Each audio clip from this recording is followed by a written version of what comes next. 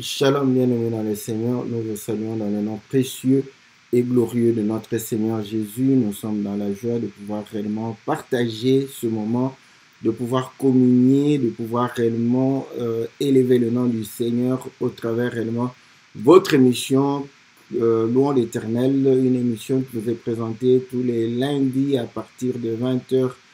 Une émission qui vous est présentée par votre bien-aimé le pasteur Philippe Mukenge, une émission qui parle de la parole de Dieu sur base des cantiques. Ainsi, nous sommes édifiés par les chantres, nous sommes édifiés par la parole, nous sommes édifiés par l'explication de la parole pour pouvoir avoir la compréhension réellement de notre louange, de notre adoration, de notre célébration envers le Seigneur.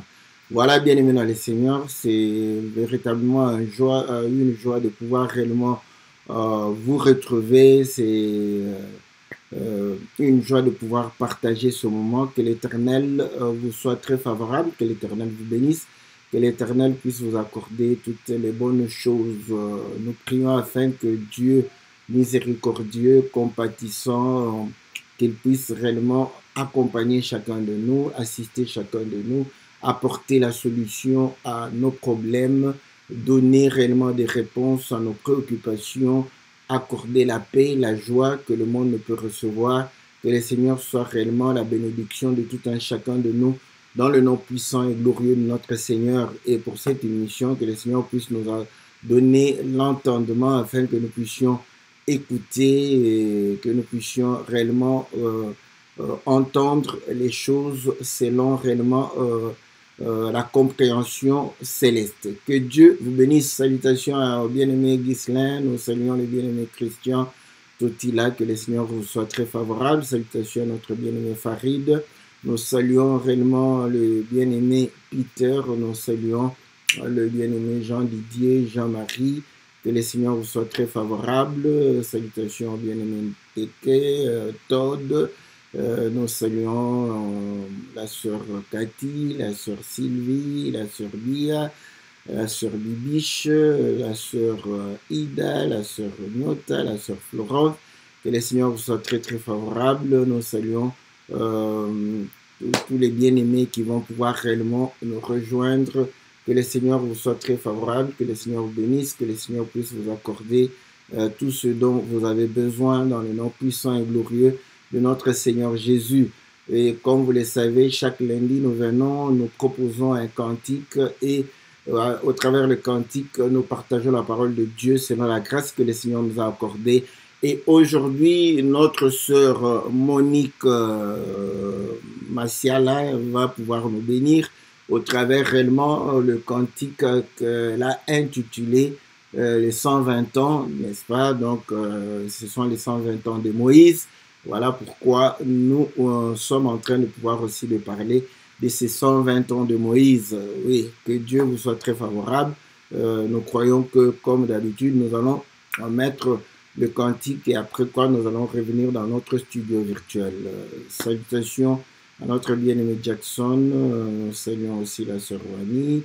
Que Dieu vous soit très, très favorable. Voilà, sans plus tarder, passons à notre cantique, le cantique 120 ans, cantique chanté par notre sœur Monique Massiala. Que le Seigneur vous bénisse chacun de vous dans le nom de notre Seigneur Jésus.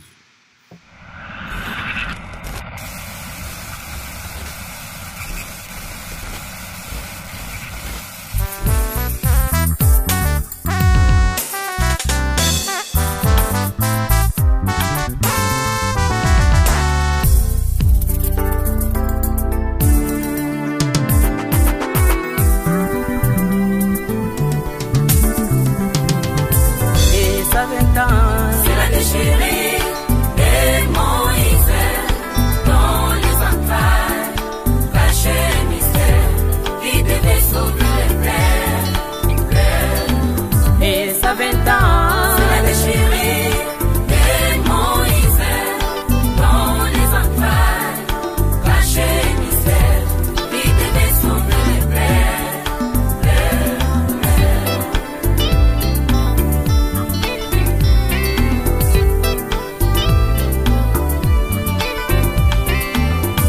70 ans. Jérusalem en captivité, c'est l'été de Jacob.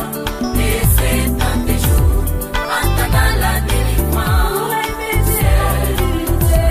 C'est la même de Jacob. 70 ans. Jérusalem en captivité, c'est l'été de Jacob. Et 70 jours, attendant la délivrance. C'est la même de Jacob.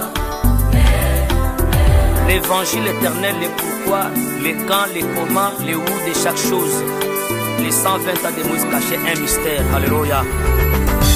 Les apôtres à la Pentecôte, les vrais Moïse se déchira au milieu des saints, afin de bâtir sa maison, l'agneau faisant ses deux partages.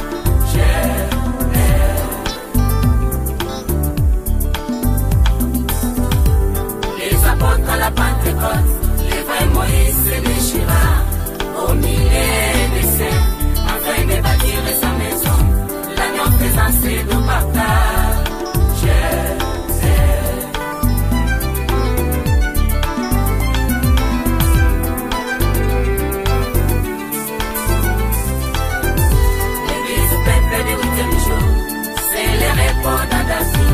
Moïse parla des plus hauts mystères. Jésus-Christ est l'époux, l'homme de l'éternité.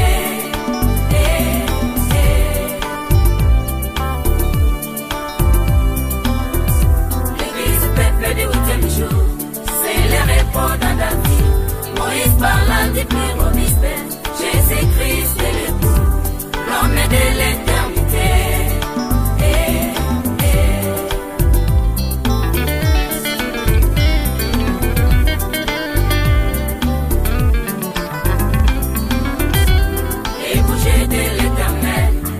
Déchiré par le Fils qui est portant la chair pour donner la vie dans son Église.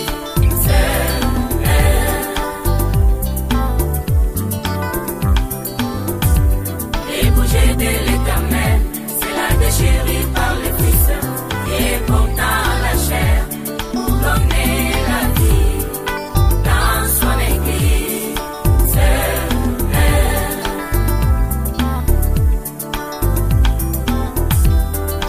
De l'Éternel, c'est la déchirée par le Fils qui est portant la chair pour donner la vie dans son Église.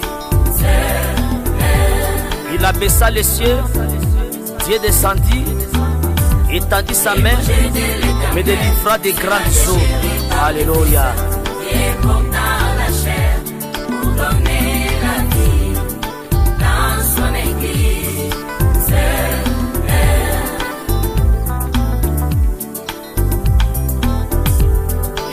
De l'Éternel, c'est la déchirée par le Fils qui est portant la chair pour donner la vie dans son Église.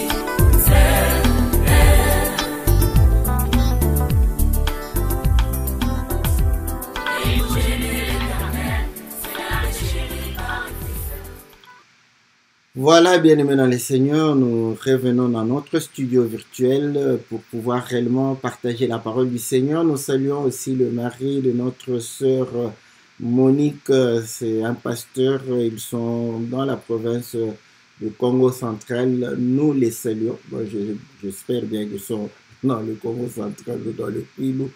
Donc, que le Seigneur les bénisse, que le Seigneur bénisse aussi réellement le service du pasteur. Que Dieu vous soit très favorable, que Dieu vous bénisse, que Dieu puisse vous accorder toutes les bonnes choses dans le nom puissant et glorieux de notre Seigneur Jésus.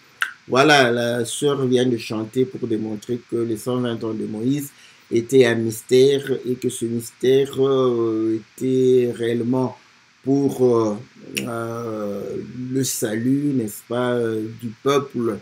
Donc, il a démontré que Moïse, les 120 ans, donc c'était la déchirure des entrailles pour pouvoir apporter le salut du peuple. Et il va faire la connexion avec les 70 semaines, 70 semaines de Daniel, pour montrer qu'effectivement ces 70 semaines qui a été données au peuple, elle a fait correspondre avec les 70 jours de deuil pour le deuil de Jacob. Donc on a fait le deuil pour Jacob, 70 jours, et pour montrer que le Seigneur va pouvoir à la Pentecôte déchirer le ciel pour pouvoir se répandre sur les disciples, et nous savons qu'ils étaient au nombre de 120. Donc voilà le cantique, le résumé du cantique de notre sœur Monique, que nous bénissons, que nous encourageons à pouvoir réellement continuer à servir le Seigneur. Et c'est là où nous disons que, bon, c'est la femme du pasteur. Certainement, parfois, le pasteur peut aider à l'écriture. Donc, voilà, que le Seigneur vous soit très favorable, que le Seigneur vous bénisse, que le Seigneur puisse vous accorder toutes les bonnes choses. Bien-aimés dans le Seigneur, comme nous le savons, la Bible dit ceci, je crois, le Seigneur évoque, il dit que la loi et les prophètes rendent témoignage de moi. Donc, le prophète rend témoignage de Jésus, ou proclame les oracles de Dieu, parle des choses qui concernent Dieu, en parole, en acte, et aussi, voilà, toute la vie d'un prophète peut être réellement considérée comme faisant partie de l'annonce, n'est-ce pas, des choses qui concernent le Seigneur. Ésaïe va pouvoir réellement dire que moi et mes enfants, nous serons des présages et des signes. Donc lui-même, en tant que personne, était un signe pour Israël. Voilà pourquoi à un certain moment, lorsque le Seigneur voulait réellement dire à Israël qu'ils vont aller en captivité, il va dire aux prophètes, déshabille-toi, porte, n'est-ce pas, les chaînes. Et lorsqu'on te demandera, tu leur diras que, effectivement, vous irez ainsi en captivité. Vous voyez donc les gestes du prophète étaient en train d'annoncer, n'est-ce pas, les choses qui devraient arriver. On prend encore un autre exemple, je crois que c'est Jérémie, lorsqu'il est allé, le Seigneur lui dit, ok, va chez le potier, n'est-ce pas? Il arrive chez le potier. Et là, le potier était en train de faire des vases. Il va casser le vase et reprendre. Il dit, voilà, ainsi Israël est entre mes mains. Tel que le potier le fait, il prend, il casse. Tu leur diras que, voilà, je peux faire tout ce que je veux de vous. Donc, vous voyez que les gestes parlent. Le Seigneur Jésus lui-même, lorsque, bon, je ne sais pas si c'est bonne mémoire, je crois, c'est dans Matthieu chapitre 12, lorsqu'il est passé par le champ le jour du sabbat et que ses disciples étaient en train de pouvoir réellement cueillir les épis le jour du sabbat, on viendra pour lui dire pourquoi tes disciples violent-ils le sabbat. Le Seigneur va leur renvoyer sur ce qu'a fait David. Vous voyez? Sur ce qu'a fait David et non sur ce qu'a dit David. Sur ce qu'a fait David.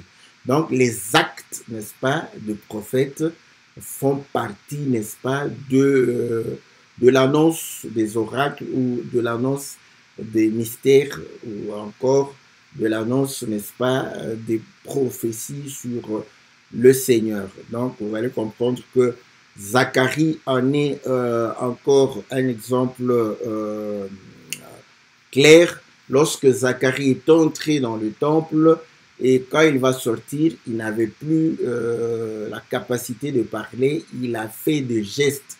Donc pour démontrer que les gestes, n'est-ce pas, sont, n'est-ce pas, aussi un langage.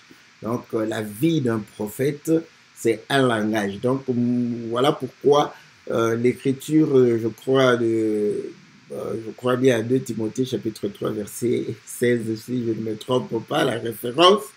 Donc cette écriture est en train de pouvoir réellement nous dire que toute écriture est inspirée, n'est-ce pas, utile pour nous instruire. Voilà pourquoi dans notre évangile, dans ce que nous croyons, confessons, nous ne rejetons aucune écriture parce que l'agneau doit être mangé en entièreté. Voilà. Donc il n'y a pas de morceaux, n'est-ce pas, d'écriture que nous allons pouvoir réellement enlever parce que ces écritures parlent de Jésus. Jean chapitre 5, verset 39. Vous sondez les Écritures, croyant trouver en elles la vie éternelle. Ce sont elles qui rendent témoignage de moi. Et Jean chapitre 1, on dit, verset 1, au commencement était la parole était avec Dieu, la parole était Dieu. Cette parole s'est faite chair. Donc la chair de Jésus, c'est la parole, ce sont les Écritures. Voilà. Donc nous ne pouvons pas jeter une seule écriture.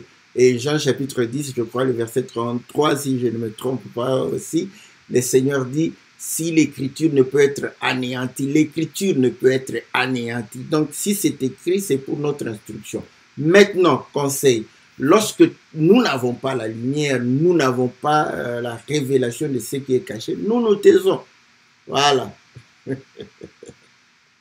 Parce que la Bible dit que lorsque l'insensé se tait, il paraît comme un sage. Donc, voilà. Donc, lorsque nous n'avons pas le sens de l'écriture, nous nous taisons et nous allons paraître comme un sage. Voilà, il faut que le Seigneur puisse d'abord parler afin que nous puissions, n'est-ce pas, parler après le Seigneur. Donc, je crois Deutéronome chapitre 15, verset 17, Moïse lui-même dit, Dieu vous suscitera un autre prophète comme moi. Voilà. Donc, nous comprenons que ce que Moïse a vécu, n'est-ce pas, nous pouvons comprendre que c'est véritablement ce qui annonçait un prophète. Il faudrait voir le prophète que Moïse a annoncé. Est-ce que les choses qui sont arrivées à Moïse sont aussi arrivées pour notre Seigneur? Voilà. Quelques petits exemples, vous allez comprendre que à la naissance de Moïse, on a tué les enfants mâles. Et à la naissance de Jésus, on a tué aussi les enfants. Voilà, mâles, de 0 à 2 ans. Voilà. Donc, vous allez comprendre que déjà, n'est-ce pas, cette ressemblance. Deuxième ressemblance, Jésus, n'est-ce pas, est né, mais cependant, la Bible dit qu'il n'a point péché. Lui-même dit que si vous demeurez dans ma parole, vous connaîtrez la vérité et la vérité vous affranchira. Et lorsqu'ils ont voulu connaître, on va dire que celui qui vit dans le péché est esclave du péché. Vous voyez, il est né, n'est-ce pas, dans ce monde, il est comme tout autre humain, mais il n'a jamais été esclave comme les autres humains. Moïse est né en Égypte parmi ses frères. Tous ses frères étaient esclaves sauf lui. Voilà, nous avons la parole comme ça. Vous voyez? Donc, on voit qu'il est né en Égypte, mais il n'était pas esclave. Voilà.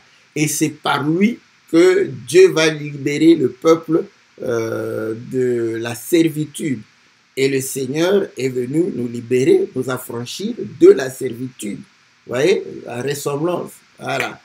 Et de l'autre côté, le Seigneur, lorsqu'il envoie, il dit à Moïse, je te fais Dieu. Voilà. Et ici, vous allez comprendre que l'Écriture démontre que lui qui était, n'est-ce pas, sous forme de Dieu, n'a point regardé comme une proie arrachée d'être égal à Dieu. Voilà. Donc, vous allez comprendre que, n'est-ce pas, il y a des similitudes. Autre similitude, lorsque Moïse parle, le peuple ne saisit pas. Il leur parle dans leur langue.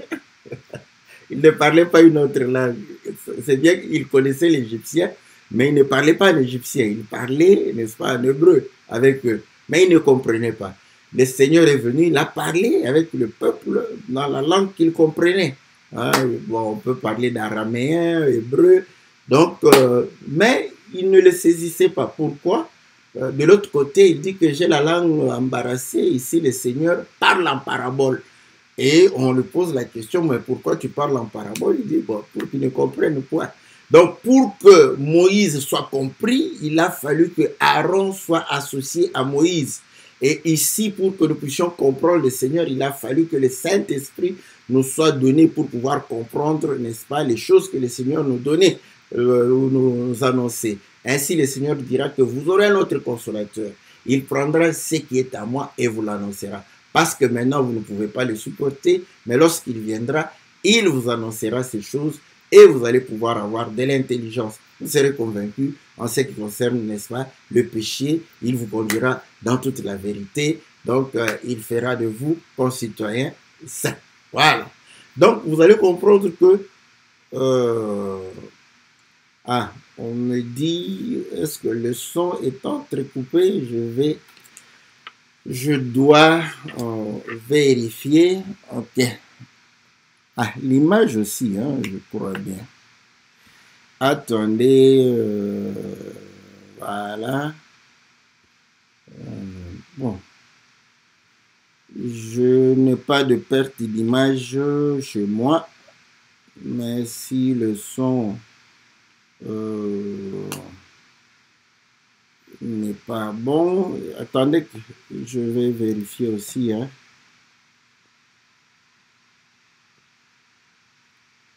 Voilà.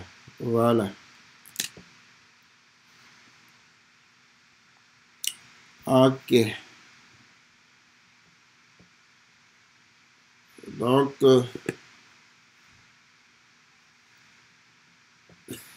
c'est bon. C'est bon, donc le son est bon, c'est pas entrecoupé.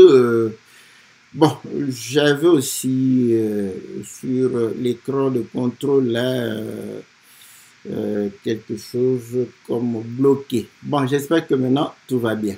Voilà. Tout va bien, j'espère. Ok, voilà. Que le Seigneur nous soit très, très favorable. Donc, j'étais en train de pouvoir dire que il y avait cette similitude entre Moïse, n'est-ce pas, et le Seigneur Jésus.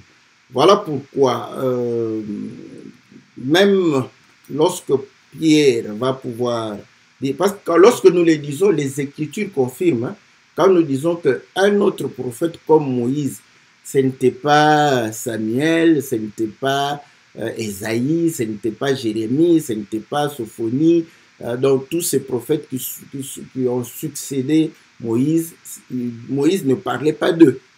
Voilà, donc les Écritures confirment cela. Nous lisons, n'est-ce pas, voilà, nous lisons dans le Acte chapitre 3, au verset 22, Moïse a dit, le Seigneur, votre Dieu, vous suscitera d'entre vos frères un prophète comme moi. Vous l'écouterez dans tout ce qu'il vous dira. Et quiconque n'écoutera pas ce prophète sera exterminé du milieu du peuple. Tous les prophètes, vous voyez, tous les prophètes qui ont successivement parlé depuis Samuel ont aussi annoncé ces jours-là. Vous voyez? Donc, ceux qui ont succédé Moïse, ils ont annoncé que voilà, il y aura un prophète qui va venir comme Moïse. Donc, eux-mêmes se sont exclus. Voilà. On dit, vous êtes les fils de prophètes et de l'alliance que Dieu a traitée avec nos pères en disant à Abraham, toutes les familles de la terre seront bénies en ta postérité. Voilà. Donc, et vous savez que cette postérité, Galates chapitre 3 démontre que cette postérité, c'est Christ. Parce que la postérité n'était pas au pluriel, mais c'était au singulier.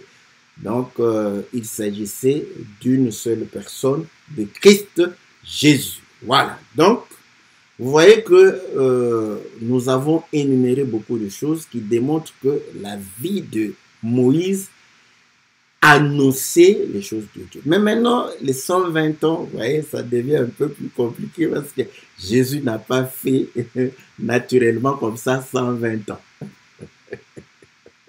Voilà, ça c'est bon. Naturellement 120 ans. Comment nous expliquons ces 120 ans? Il y a, vous savez, comme l'homme de Dieu a dit, comme la sœur a chanté, ce sont des mystères. Et vous savez que chaque écriture est une profondeur. Voilà pourquoi nous disons, nous ne pouvons pas prétendre, n'est-ce pas, épuiser une seule écriture. Donc, vous parlez, et lorsque vous êtes fatigué de parler, vous passez l'écriture. Voilà le conseil que nous donnons à chacun. Donc, c'est nous qui nous fatiguons de parler d'une écriture. Et je crois aussi que vous aussi, vous allez vous fatiguer d'entendre seulement une seule écriture. C'est psychologique, hein? Si je vous amène une seule écriture pendant une année, vous allez vous fatiguer. Je peux parler de beaucoup de choses, mais le fait qu'on va lire la même écriture, ça va vous fatiguer. Vous risquez de ne plus m'écouter, vous risquez de ne plus me suivre. Donc, c'est la nature humaine. Mais une seule écriture, n'est-ce pas, c'est une profondeur, voilà. Donc, on peut, n'est-ce pas, aller, n'est-ce pas, dans cette profondeur et ne pas épuiser, n'est-ce pas, toute cette profondeur. Voilà pourquoi nous disons que chacun des ministres, n'est-ce pas, a sa particularité de touche, voilà. Il faut écouter pour avoir, pour être riche, hein. Si vous m'écoutez, vous allez plus réellement recevoir beaucoup d'exhortations. Donc, il faut écouter, voilà, un prophète, vous aurez plus de prophéties, de révélations. Si vous écoutez un docteur, vous aurez plus d'enseignements, de connaissances sur cette écriture. Si vous écoutez un apôtre, vous aurez de la foi, parce que l'apôtre, c'est celui qui communique la foi, un homme de foi, et qui vous communique la foi. Et dès que vous l'écoutez comme ça, vous allez avoir l'impression que vous pouvez déplacer, n'est-ce pas, des montagnes. Ça, c'est beau, c'est beau. J'aime ça. Vous savez, Dieu est bon. Hein? C'est avec l'Internet qu'il nous facilite cette tâche. Sinon, n'est-ce pas, si nous étions il y a 30 ans, les frères n'allaient que avoir... C'est pourquoi vous allez voir qu'il y a 30 ans, on avait les gens qui, lorsqu'ils parvenaient à devenir aussi serviteurs, vous le sentez copier-coller d'un autre serviteur. Et là, vous avez des difficultés. Si vous êtes une copie de quelqu'un, oh là là, et que la personne est là, vous allez devenir jaloux pour rien. Vous allez vous dire, mais j'ai fait l'effort, mais pourquoi les gens n'ont pas le regard sur moi? Pourquoi parce que l'original est là. L'original est là. Donc tout le monde voit, ah, ça c'est la copie. La copie est en train de parler. Donc, voilà pourquoi, n'est-ce pas, on avait des difficultés. Mais lorsque vous écoutez plusieurs grâces, vous allez comprendre que vous serez le fruit, n'est-ce pas, de plusieurs grâces. Voilà. Et ça va faire une originalité. Vous serez original. Voilà. J'aime ça. J'aime bien que mes frères qui m'écoutent soient des originaux et non des copies. Voilà. Donc, j'aime la parole du Seigneur. J'aime véritablement, n'est-ce pas, la parole de notre Dieu. Donc, on disait, les 120 ans de Moïse peuvent être expliqués de plusieurs manières. Donc, c'était, Dieu avait fixé la limite. Je crois que sur la limite, nous en avons parlé déjà.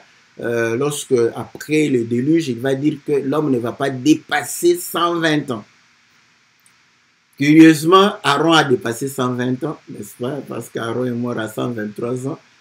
Et Abraham est venu après le déluge, il a dépassé de loin les 120 ans. Donc, Dieu est-il menteur? Dieu n'est pas menteur. C'est pourquoi nous mangeons toutes les Écritures. C'est la chair de Jésus. Donc, quand Dieu a dit que 120 ans, 120 ans.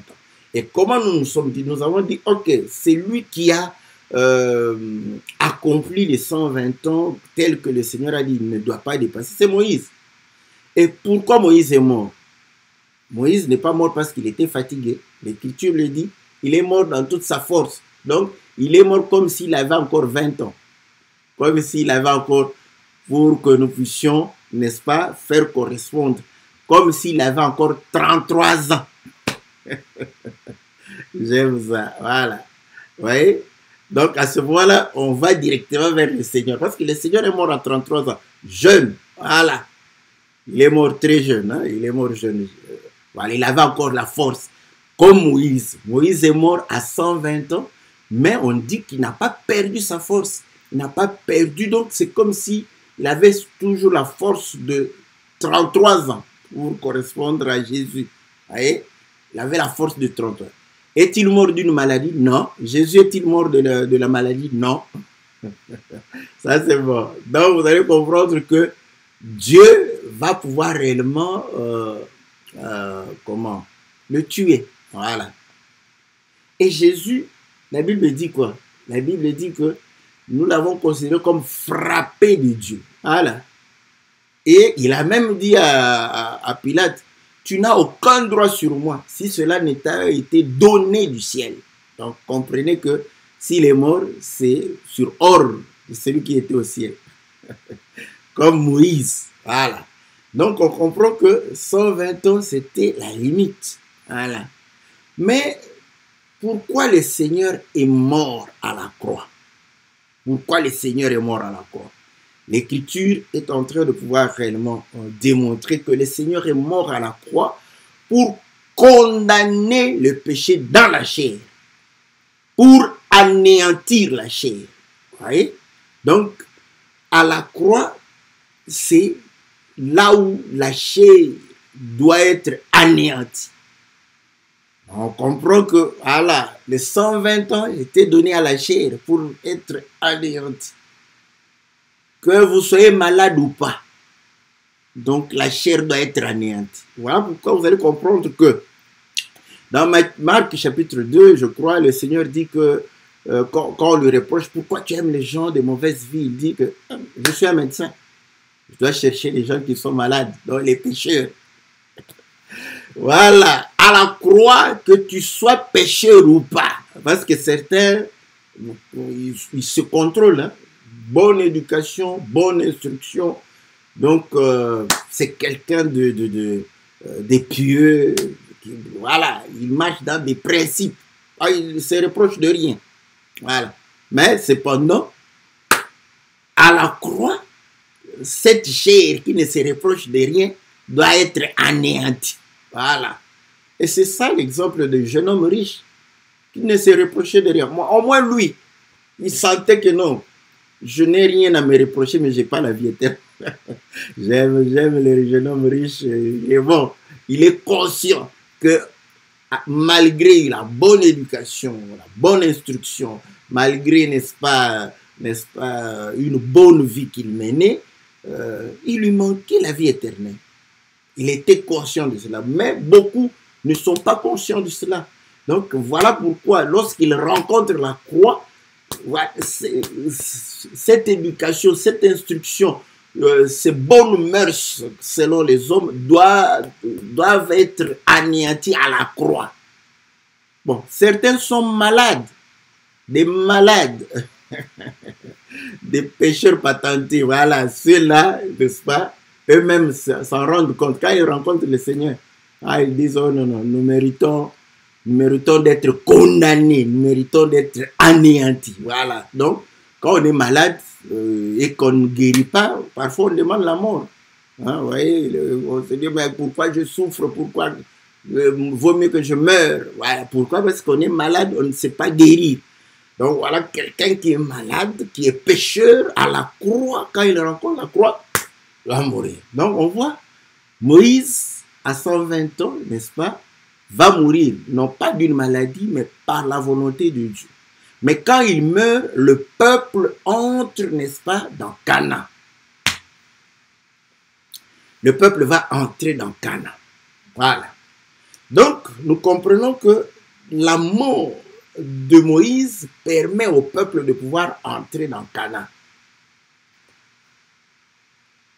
Et c'est là où nous disons que le Seigneur, n'est-ce pas, étant bon, il va pouvoir nous donner des explications pour montrer que, voilà, Canaan, c'est la terre promise. Abraham va pouvoir nous enseigner dans Hébreux chapitre 11 pour dire que, habitant cette terre, il s'est dit non, non, non, non, Dieu ne peut pas se tromper. Je viens de Chaldée, une grande civilisation pour venir à Canaan ici, une civilisation en retard, et Dieu me donne cela. Non, c'est que Dieu a une autre cité. Voilà. Donc là, nous comprenons qu'il démontre que là où Dieu lui-même est l'architecte, donc la cité de Dieu, où il y a la vie éternelle. Voilà. Donc on comprend que le fait que Moïse meurt, le peuple entre à Canaan. Mais le peuple venait d'où? Le peuple venait de l'Égypte. En Égypte, ils étaient des esclaves, donc des pécheurs. Voilà. Comme le Seigneur le dit dans Jean chapitre 8, n'est-ce pas? Vous connaîtrez la vérité vous affranchira. Ils étaient des pécheurs, ils avaient besoin d'être affranchis. Qui dominait sur eux? C'est Pharaon qui était en train de pouvoir dominer sur eux. Voilà. Mais Moïse a vécu avec eux en Égypte, mais étant chez Pharaon pendant 40 ans. À 40 ans, il va vouloir visiter ses frères. Sortir, n'est-ce pas, de chez Pharaon pour pouvoir aller visiter ses frères. Lorsqu'il va visiter ses frères, vous connaissez l'histoire, il va tuer l'Égyptien et il va pouvoir demander aux frères israélites de pouvoir ne pas se bagarrer. On va dire, mais qui t'a établi chef? Il va fuir, il va aller chez Jéthro, chez les Madianites. Et la Bible dit qu'il fera 40 ans là-bas. Après 40 ans, Dieu le visite pour qu'il rentre, n'est-ce pas, en Égypte. Il va rentrer en Égypte, il va faire sortir le peuple de l'Égypte. Ils vont marcher, n'est-ce pas, dans le désert. Et Dieu fera qu'ils puissent marcher pendant 40 ans. Donc, 120 ans de Moïse, ça fait 3 fois 40. Voilà, ça c'est bon. Vous voyez? 3 fois 40. Et le Seigneur, lorsqu'il est en train de pouvoir parler au peuple pour leur dire que non, vous voyez, n'est-ce pas, si vous lisez le livre de Deutéronome, n'est-ce pas, chapitre 8, versets 2 et 3, il dit que je vous ai fait passer par le désert et vous avez mangé la manne. Je vous ai humilié. Voilà. Je vous ai passé par l'épreuve, des épreuves, n'est-ce pas? Afin, l'objectif c'était d'éliminer tout ce qui était fort. Tout ce qui comptait sur la chair, de les éliminer. Voyez? Donc vous comprenez que les 40 ans, c'est pour éliminer la chair. Mais le Seigneur parle de l'épreuve, c'est une épreuve. L'épreuve, c'est ça, c'est pour éliminer la chair. Et je crois Pierre le dit, il le dit que voilà, vous êtes comme de l'or. Vous allez, donc vous passez par le feu pour faire quoi? Pour qu'on puisse enlever, n'est-ce pas, l'impureté. Voilà, pour enlever l'impureté afin que vous puissiez briller. Or, l'or est impérissable, n'est-ce pas? Voilà, parfois on dit, oh mais pourquoi l'or, ça brille. Non seulement ça brille, ça nous... Bon, hein, la Bible démontre que ça rouille. J'aime la parole du Seigneur. Le Seigneur dit que l'or rouille. Hein? La rouille attaque l'or. Je dis amen au Seigneur. Mais lorsque vous avez l'or, n'est-ce pas? Une montre en or, des lunettes en or, ça va peut-être rouiller après votre mort. Voilà, humainement, vous allez dire que ça ne rouille pas. Mais quand vous croyez à la parole de Dieu, vous allez dire que ça rouille. Donc, l'or peut être attaqué par la rouille. Je ne veux pas contredire le Seigneur. Mais moi, quand j'ai ma petite montre en or, bon, j'espère que je mourrai et laisser cette montre en or. Et ça peut être l'héritage. Voilà. Les gens peuvent commencer à pouvoir se disputer cet héritage-là. Donc, moi, je constate que l'or va rouiller après ma mort. Voilà. Donc, Pierre est en train de démontrer que lorsque nous passons par l'épreuve, quand tu es un enfant de Dieu, tu grandis. L'épreuve te fait grandir. L'épreuve t'amène à une meilleure stature. L'épreuve t'amène réellement à manifester ce que tu es. Voilà. Voilà pourquoi nous, les enfants de Dieu, nous apprenons des épreuves, voilà, de nos erreurs. Nos erreurs sont des épreuves, de nos échecs. J'aime bien. Ouais. En tant qu'humain, nous avons parlé des échecs, mais pour nous, par la foi, nous parlons, n'est-ce pas, des leçons. Voilà. L'échec est une leçon pour nous. Au moins, je sais que c'est le chemin de la ruine. Donc, je ne veux plus suivre ce chemin-là. Je comprends que c'est un chemin illuminé dans mon pèlerinage. Je ne marcherai plus sur ce chemin-là. Voilà. Donc, l'échec ne peut pas commencer à te perturber comme ça. J'ai échoué. Non, non, non. J'ai échoué, j'ai appris que le chemin que j'avais emprunté n'était pas le bon. Je n'emprunterai plus ce chemin. Voilà ce que nous avons. Vous voyez que tout pour nous. Voilà pourquoi l'Écriture dit tout concourt au bien de ceux qui aiment Dieu. Quand tu aimes Dieu, tu auras des leçons. Tu sais, je vais te dire une chose. Quand tu n'es pas habitué à échouer, tu risques d'échouer au moment où c'est véritablement vital. Voilà. Voilà. Vaut mieux apprendre de tes erreurs pour que dans les moments, n'est-ce pas, décisifs, que tu ne puisses pas commettre les erreurs. Voilà. Donc, l'épreuve, c'est ça. Donc, on comprend que 40 ans, c'est l'épreuve. C'est pour anéantir la chair. Mais là, vous allez comprendre que Moïse fait 3 fois 40. Donc, et quand il vient, il dira à Pharaon, laisse aller ce peuple, nous allons pouvoir marcher pendant 3 jours. Et après 3 jours, nous allons pouvoir réellement servir le Seigneur. Mais lorsqu'ils ont marché 3 jours dans le désert, tous ont commencé à réclamer l'eau. Oh, on n'a pas bu, on n'a pas mangé, c'est quoi ça? L'épreuve, vous voyez? Donc il fallait passer l'épreuve pour pouvoir célébrer le nom du Seigneur. Mais, vous voyez comment le Seigneur ne fait que répéter, n'est-ce pas? Ils ont fait, et là, les lecteurs de la Bible vont savoir ce qui s'est passé, les eaux de Mara, on a jeté, je ne veux pas, parce que je ne veux pas m'éparpiller. Je ne sais pas si on a déjà parlé des eaux de Mara. C'est un enseignement que j'ai donné il y a très très longtemps. Je ne sais pas si, depuis qu'on est sur les réseaux sociaux, j'ai encore parlé des eaux de Mara. Bon, nous avons aussi cette faiblesse, hein, on n'aime pas reprendre les enseignements.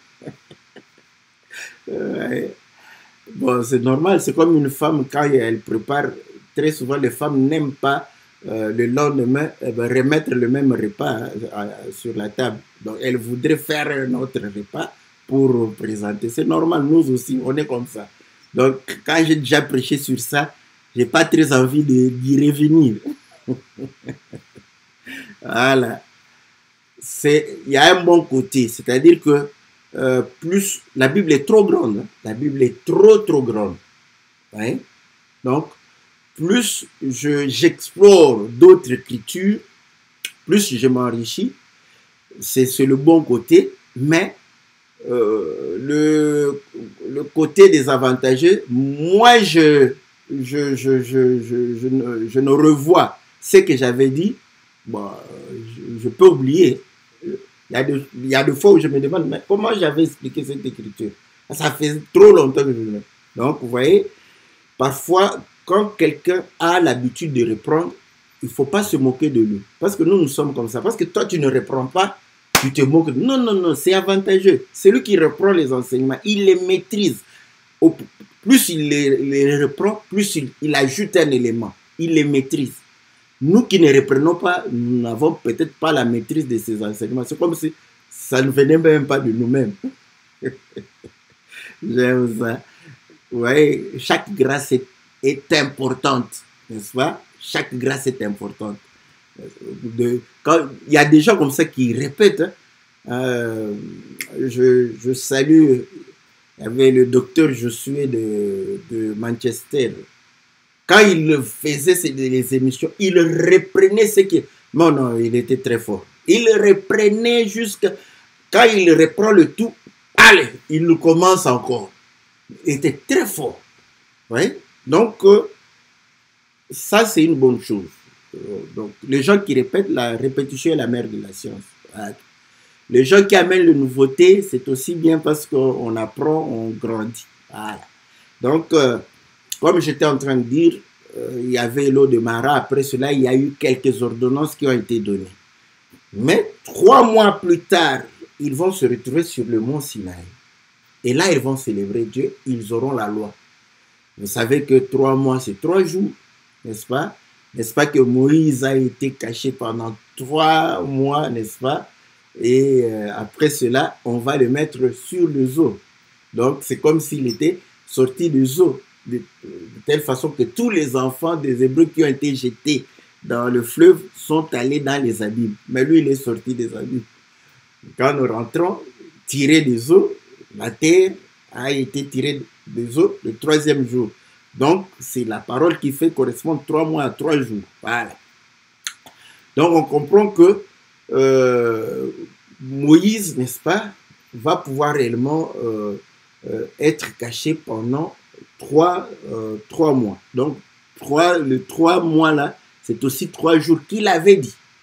On va faire 3 jours. Dieu ne ment pas. Ils n'ont pas fait 3 jours, ils ont fait 3 mois. J'aime le Seigneur. Et ils ont célébré Dieu. Je ne sais pas si c'est quel psaume, parce que je ne suis pas fort pour retenir, mais il y a le psaume, je ne sais pas si c'est 123 ou 100 quelque chose, où on a demandé aux Israélites, aux Juifs, je crois, de chanter les cantiques des Sion. Qu'est-ce qu'ils ont dit? Comment chanterions-nous les cantiques, n'est-ce pas, des Sion dans une terre étrangère, dans une terre d'humiliation, dans une terre de désolation? Bon, maintenant, prenez ça avec Israël. Or, nous venons de voir que dans le désert, n'est-ce pas, Dieu a humilié Israël dans le désert. C'était un lieu de désolation. Comment ils pouvaient célébrer Dieu? Ça, c'est bon. Et là, vous allez comprendre que quand ils sont sortis, n'est-ce pas, de l'Égypte, ils ont traversé la mer Rouge. Moïse a chanté pour dire que Dieu demeure sur la montagne. La montagne est la demeure de Dieu. Donc, vous voyez, c'est le symbole d'être venu dans la demeure de Dieu. Or, la demeure de Dieu, c'est la cité dont Dieu est l'architecte. Nous comprenons que Canaan, qui était la terre de promesse, Canaan préfigurait la cité, n'est-ce pas, la demeure de Dieu. Donc ça, ce n'était que, n'est-ce pas, comme on dit, Dieu, matériel didactique. Voilà, ils sont arrivés au mont Sinaï, ils vont célébrer Dieu, ils vont recevoir la loi, vous connaissez l'histoire. C'était juste pour montrer que s'ils arrivent dans la demeure de Dieu, ils vont pouvoir célébrer Dieu. Mais ils étaient dans le désert. Voilà pourquoi j'ai pris psaume, n'est-ce pas? Psaume 37. Merci, bien-aimé Farid. Ouais, donc, ils ne pouvaient pas. Normalement, ils ne pouvaient pas. Ils étaient encore dans le désert. Ils étaient encore dans une terre de désolation, d'humiliation. C'est comme maintenant, tu es encore sous le péché, mais tu loues le Seigneur. Oh Seigneur Jésus. Les gens comme ça, sous le péché. Mais il vient encore célébrer le Seigneur, il vient louer le Seigneur, il vient rendre témoignage du Seigneur. Mais lui-même sait il boit le péché, il mange le péché comme les cacahuètes. Mais il loue le Seigneur. Mais le véritable juif, quand il est dans une terre de servitude, non, le seul cantique, c'est le cantique des lamentations. Il faut se lamenter. Voilà. Donc, on comprend très clairement que 3 fois là, c'est comme, vous voyez, Moïse est avec eux, parce qu'il est né, il était avec eux, n'est-ce pas? Il va pouvoir réellement les visiter et ils vont pouvoir marcher et pouvoir arriver, n'est-ce pas, à la frontière pour entrer. C'est bon. Voilà pourquoi quand le Seigneur est venu, n'est-ce pas, il a marché avec ses disciples pendant 3 ans. Voilà.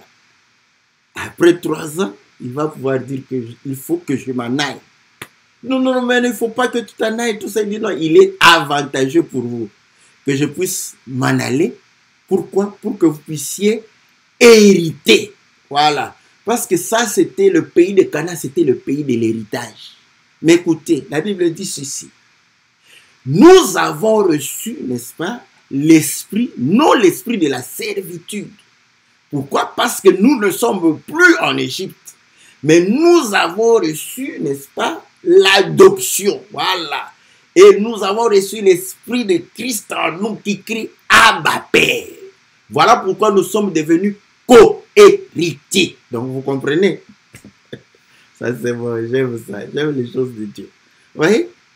Pour partager l'héritage avec le Seigneur, pour pouvoir réellement être compté héritier, n'est-ce pas, des choses de Dieu, du royaume, de la cité dont Dieu est l'architecte, du vrai Canaan, n'est-ce pas?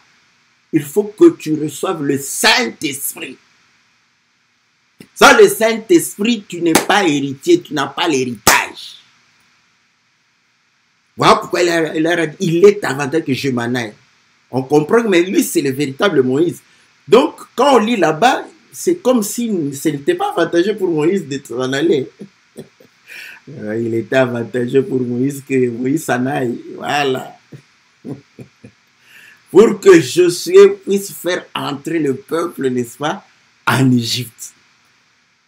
Pour que Josué leur donne l'héritage. Voilà. Donc, vous voyez que c'est à 120 ans. Voilà. Mais écoutez, la mort, n'est-ce pas, du Seigneur Jésus, Luc chapitre 4, il dit que le Seigneur m'a envoyé pour annoncer la bonne nouvelle, pour que les aveugles voient, les boiteux sautent, les sourds entendent, les muets parlent, la bonne nouvelle soit annoncée, n'est-ce pas? Il va dire pour inaugurer une année de grâce. Voilà. Pour nous permettre d'entrer dans la grâce. Mais la grâce est opposée à quoi? À la loi. La loi est venue avec Moïse. La grâce et la vérité sont venues avec Jésus. Voilà. Mais vous voyez, la grâce et la vérité sont venues avec Jésus. Mais la grâce n'a pas été accordée directement. Il a fallu qu'il puisse inaugurer une année. Mais il est né sous la loi, sous l'année de la loi, pour inaugurer une autre année. Voilà. Voilà pourquoi il est l'agneau d'un an qui doit accomplir l'année de Moïse. Voilà pourquoi il a dit, je ne suis pas venu abolir la loi, je suis venu accomplir la loi. Voilà. Nous étions incapables de pouvoir accomplir la loi avec notre chair. Voilà pourquoi nous sommes agréés par la foi. La foi vient de ce que l'on entend, pas ce qu'on lit. Alléluia. Tu peux lire les Écritures 1000 fois. Allez, tu vas les lire. Après, tu crois avoir la foi. La foi ne vient pas par la lecture. La foi vient par ce que l'on entend. Ce que l'on entend vient de la parole de Christ. Voilà. Est-ce que vous voyez? Donc, le Seigneur, n'est-ce pas, nous donne cette foi-là pour que nous puissions, n'est-ce pas, être agréés, malgré encore tes faiblesses, quelques points d'ombre. Mais toi, quand on parle comme ça, tu te réjouis, mais pourtant, toi, tu es tout ton corps dans l'ombre, dans le noir. Ça ne te concerne pas. Ça concerne les gens qui ont été éclairés, n'est-ce pas? Et il reste quelques points d'ombre que le Seigneur doit encore éclairer et faire dissiper ces ténèbres pour atteindre la stature parfaite. Donc l'homme fait. Or écoutez, Israël vient de Jacob. Et vous allez voir que Jacob était dans la servitude aussi chez Laban. Il en est sorti quand? Il en est sorti lorsque le 12e fils, n'est-ce pas? Lorsque le 12e fils les a visités. C'est là où ils sont sortis, n'est-ce pas? De la servitude. Donc vous comprenez qu'ils quittent l'Égypte pour entrer en Canaan. Pour entrer en Canaan, n'est-ce pas? Il faut être un homme fait. Ayant la stature parfaite de Christ. Voilà. J'entends quelqu'un me dire, mais comment on va avoir la stature parfaite de Christ quand vous aimez les péchés? Mais nous sommes des pécheurs, nous allons toujours pécher, on pêche tous les jours. C'est ça, parce que vous aimez les péchés, vous défendez les péchés. Nous ne défendons pas les péchés. Voilà pourquoi Paul dit, n'est-ce pas, je cours vers la perfection. Et Jésus est devant moi. J'essaie de l'atteindre. Mais qu'est-ce que je laisse derrière moi? De la boue, du péché. Le péché que tu veux défendre, que tu es pécheur, tu pêches tous les jours. Nous laissons ça derrière nous. Voilà un homme parfait. Il laisse tout le temps, n'est-ce pas, chaque jour, la boue derrière lui. Il avance vers la perfection. Voilà. C'est un parfait parce qu'il court vers la perfection. Dans la perfection. Vers la perfection. Pour atteindre la perfection. Et c'est bon. Dieu est bon. Hein? Pendant que tu cours, tu veux l'attraper comme ça, il avance encore. Le Seigneur Jésus, pour que tu cours encore, tu veux attraper. Il avance encore. Tu cours. Il avance encore. Pour que tu ne sois pas orgueilleux, pour que tu ne te dises pas que moi. Toi qui? On ne te connaît pas. Nous connaissons le Seigneur Jésus. Voilà pourquoi nos regards sont sur le Seigneur Jésus. Chacun de nous doit regarder le Seigneur. Tu ne dois pas te comparer à moi. Je ne me compare pas à toi, je me compare au Seigneur Jésus. Voilà pourquoi quand je regarde le miroir, c'est la seule fois où j'accepte de voir un autre visage. C'est le visage de Jésus, pas ton visage. Quand je vois ton visage, c'est que tu es un sorcier. Le matin, je vais venir chez toi, je vais te gueuler face à face comme ça et te menacer, te dire que c'est la dernière fois, le jour où je te verrai encore devant mon miroir là. Je viens avant que tu ne fasses quelque chose de mauvais. Je vais t'anéantir. Voilà. Est-ce que vous voyez? Donc nous avons le regard vers le Seigneur. Et la parole, c'est un miroir. Et lorsque nous regardons, nous voyons le Seigneur, le parfait. Écoutez, vous voyez quand l'Écriture dit que nous regardons, nous voyons le Seigneur. Vous voyez le Seigneur avec quel visage? Beaucoup de gens, quand vous lisez l'Écriture, j'ai l'impression, hein, parce que c'est 2 Corinthiens, 2 Corinthiens chapitre 3, je crois le verset, je ne sais pas si c'est 17 ou à partir, voilà. On dit que, comme devant le miroir, regardant le Seigneur, n'est-ce pas, en voyant, n'est-ce pas, le visage du Seigneur. Là, tu vois Jésus avec de la barbe, beaucoup de cheveux. Non, mais quand moi je regarde, je vois Jésus comme moi, mais en parfait. Donc, je me regarde, oh, voilà le Philippe parfait. C'est ça le Jésus que nous voyons. C'est pas le Jésus libanais là. C'est toi. Tu dois te voir, n'est-ce pas, le Jésus qui est. Parce que tu ressembles à Jésus, non? Voilà. Mais maintenant, le parfait de toi, tu le vois là-bas. Comme ça, tu te corriges. Tu te dis, oh, ce Philippe là, non, il est sérieux. Il est juste. Il est l'homme de paix. Il est joyeux. Il est patient. C'est Philippe-là. Je veux être comme ce Philippe-là. Voilà. Bon. Donc, vous comprenez, n'est-ce pas, que la mort de Moïse parle de l'œuvre de la croix qui nous permet de pouvoir entrer, n'est-ce pas, en possession de notre héritage. Voilà pourquoi elle a fait la connexion avec les 70 semaines où Israël est sous la domination et c'est comme le deuil, donc il est dans le temps de lamentation. Et Pierre dit que après ces épreuves, il y a une joie qui vient. Il y a la vie qui nous est donnée, n'est-ce pas? Donc, vous voyez, après l'épreuve, nous aurons à pouvoir réellement essuyer nos larmes et vivre dans la joie auprès du Seigneur. Voilà, bien-aimés dans le Seigneur. n'est-ce pas? Comme on dit, ça sont des cantiques purement des saints, n'est-ce pas? Je ne saurais épuiser cela, donc je me sens fatigué, donc je stoppe par ici. Je vais passer à autre chose.